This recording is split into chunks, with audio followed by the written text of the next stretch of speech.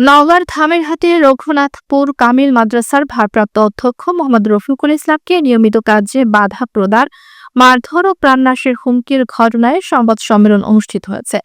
সোমবার দুপুর 12:30টায় ধামেরহাট নিমতলী বাজারে অনুষ্ঠিত সংবাদ সম্মেলনে অধ্যক্ষ জানান, 17 আগস্ট স্থানীয় কয়েকজন অজ্ঞাত পরিচয় ব্যক্তি মাদ্রাসায় প্রবেশ করে কমিটি গঠনের বিষয়ে অহেতুক প্রশ্ন তোলেন।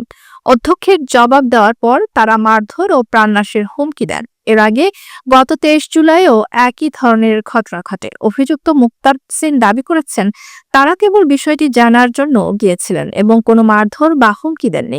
উপজেলা মাধ্যমিক শিক্ষা অফিসার আব্দুল হাল মামুন জানান, লিখিত অভিযোগ পাওয়ার পর তদন্ত সাপেক্ষে ব্যবস্থা নেওয়া হবে। ধামেরহাট থানার ওসি ইমাম জাফর অভিযোগ অনুযায়ী ব্যবস্থা নেওয়ার আশ্বাস দিয়েছেন।